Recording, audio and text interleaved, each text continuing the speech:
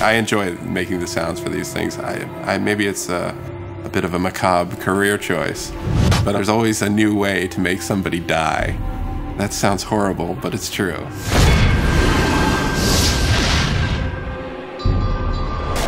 Hunted is about the sense of being lost in the world. And not like literally lost, where you need a map, but just lost in the way that you get overcome and you really believe that you're there. The goal for me is to try and get the player to be excited about what's around the corner. You know, what's happening next? What can I find? What's gonna make the hairs on the back of my neck tingle? You know, we talk about that a lot with the music.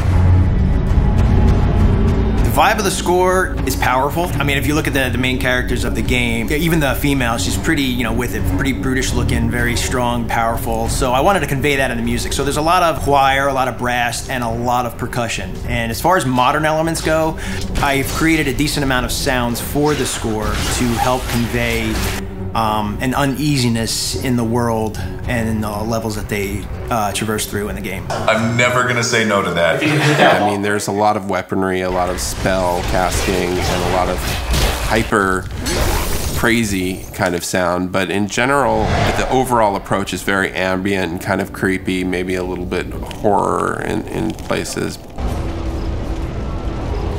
I mean, I'm a big fan of bowing anything, like a cello bow, whether it be a metal tin, a gate, you know, a pot from the kitchen, and you pitch them real low down and you put some reverb and delay on it, and it creates a decent tension for the game.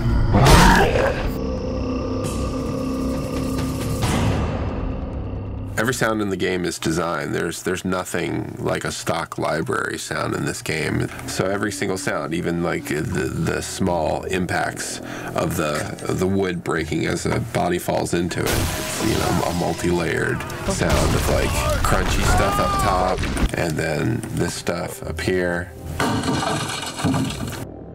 These things make really great whooshes for like the arrows, you know, as they pass by your head. That's how you make them. Cutting it close there. Ooh, a good death rattle.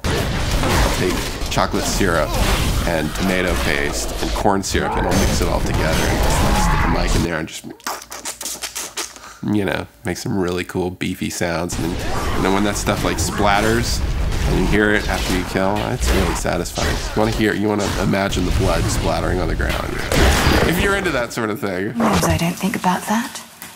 I never think about that. A lot of the nostalgia of the old dungeon crawly games was all about the magic mouth giving you the riddle, or you find the runes written on the wall and you translate them into some mysterious riddle. What we want to do is give that same kind of fun, like, ah, I figured it out, or I've been thinking about it all night and I woke up in the morning with the answer. We wanted the puzzles of our game to blend into the mythology and blend into the environments and be true to where they are. You know, you may break through a wall and find out there's a huge other area behind it that you didn't know existed, and those are all over our world.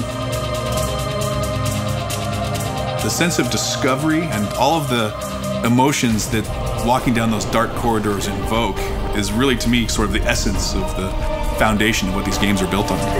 Because your responsibility is to give people what they're looking for, but once you've done that, and then you got to give them some things they didn't expect.